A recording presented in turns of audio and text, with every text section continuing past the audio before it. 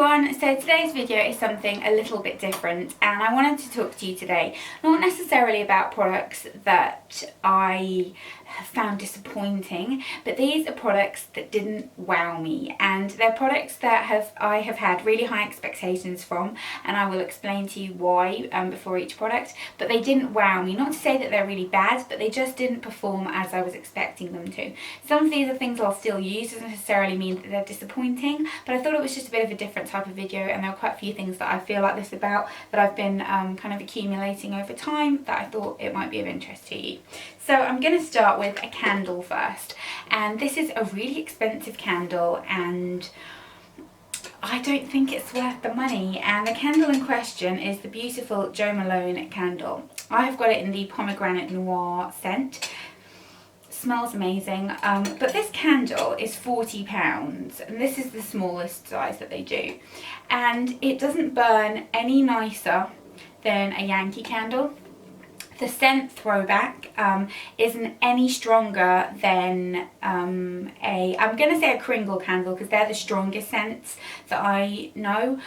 This is probably a little bit less than that, probably more like a strong Yankee candle, but I do find Yankee candles can be a bit hit or miss in terms of the scent. Sometimes they're really strong and sometimes they're not. It's probably more like a strong Yankee candle. But one thing I have noticed is I have to trim the wick every time. Because the flame that it gives is really high and it kind of burns a bit sooty, and it's just not what I was expecting. I mean, I got this as a gift and it's a lovely gift, and I would, you know, love to have more gifts like this, but somebody on Instagram asked me if I thought it was worth the money, and when I really thought about it, I decided that it isn't worth the money, and I wouldn't buy myself any of these again. Because I just don't think that kind of for that price it's so unusual. You're paying just for the scent and for the name basically, but you know, it's very possible that I got a dud. Don't think I did, but it just doesn't burn as nice as I thought it was going to, so I am a little bit kind of not wowed by that, because I thought I was going to be so wowed, and Jo Malone's a brand that I love, so that was a bit disappointing. Then everything else I've got is kind of skincare and makeup related. Let me do skincare first actually. These are really cheap, so it doesn't really matter, but these are the Tea Tree, Boots Tea Tree Witch Hazel Facial Pore Strips. I know pore strips are not that great for you, but every now and then you just kind of want that satisfying feeling of getting rid of blackheads. And I do definitely still think that these are more effective than all those ones that you see on like Facebook and Instagram of those clay masks that look like plasticine and then you pull them off and they don't really do much. I do think these work better, but these ones are really hit and miss. They kind of, I had used them before and I really liked them, and now I just don't think that they perform as well anymore, and I don't feel like they really get rid of anything out of your face, so wasn't wowed by those. Then this is by another brand that I really like, which is Origins, and this is their Comforting Cleansing Body Mask. You can use this as either a scrub or a body mask, but I thought, oh, that's such a lovely idea. Like, I love face masks, I use them all the time. A body mask, that's a lovely idea. But in reality, it's not really scrubby enough for a scrub, and when you leave it on your body, that becomes a bit of a problem, because it's like, you can't do it when you're in the bath, so you'd have to do it when you're in the shower, which means you'd have to stand out of the shower, like they tell you in the exfoliate, blah, blah, apply to wet skin, step out of the shower and leave on for a few minutes for a mask-like experience. It's like, it's just not very convenient to do that. And I know that there isn't really a way for them to do it while you're in the shower, because the water would kind of be a bit of a problem, but I don't know, I was expecting it to be really cool because the concept of it's really cool, and I just didn't find that it performed as well as I thought it was going to, so. Then another product, this is funny as well because these all tend to be products from brands I really like. This is the L'Oreal Pure Clay Glow Mask. I really wanted to like this. It says that it brightens and exfoliates. I like L'Oreal skincare, you know, like their Skin Perfection range is one of my favourite drugstore skincare ranges.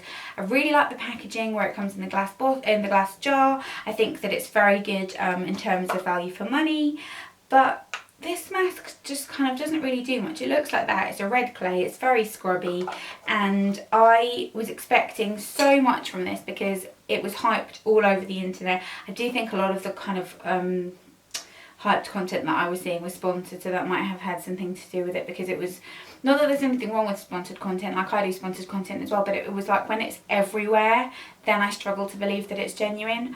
And I know they do 2 others, a detox one and a something else one in this range, but to be honest, this has kind of put me off. If you've used any of the other ones from this range, let me know if I need to still try those. The detox one, the black one, looks quite interesting, but yeah, I just had really high expectations for this, and I don't think that when you rinse it off it leaves kind of a noticeable difference on your skin.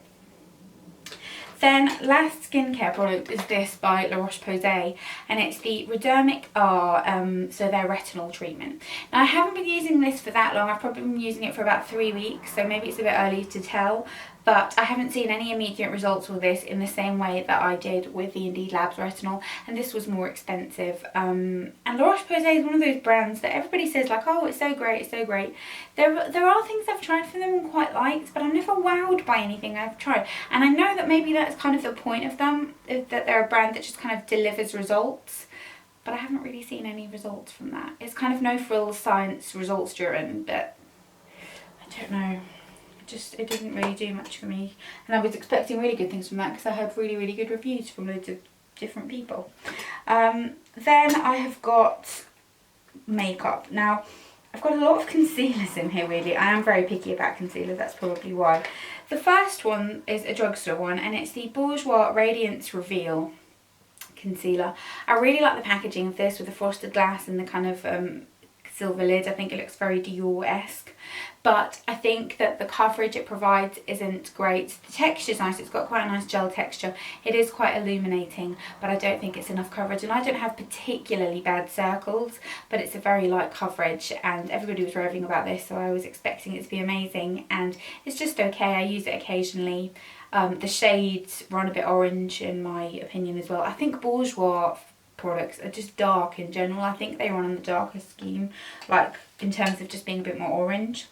Then this one, I'm actually really like ashamed to admit this. The NARS Creamy Concealer.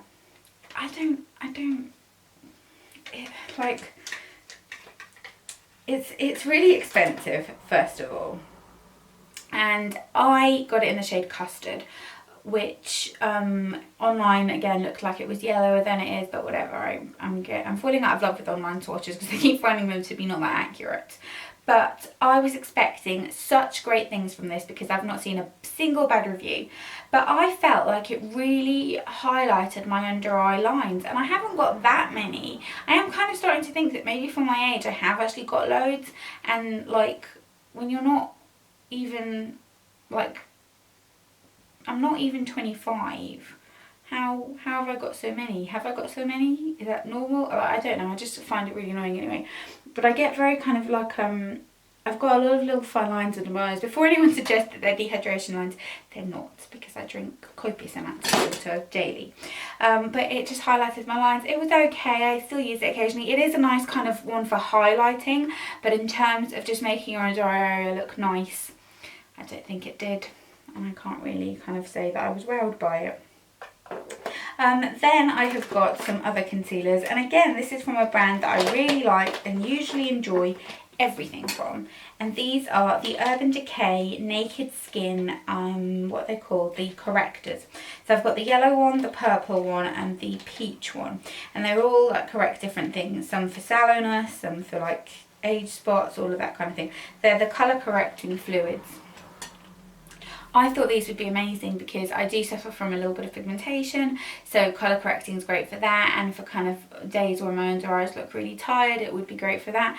But what happened with these, I found, was that they just, the texture almost had a little bit too much colour in it, that when you put it under your eye area it just showed up, and I think they're the type of product that maybe would only work for you if you had very, very perfect skin that didn't have any kind of little creases or pores, or very, very even textured skin. And my skin's not particularly even textured. I've got very, very large pores, so that shows makeup up more, and as I said, I've got kind of lots of little fine lines around my eye area, which maybe I need to get some Botox.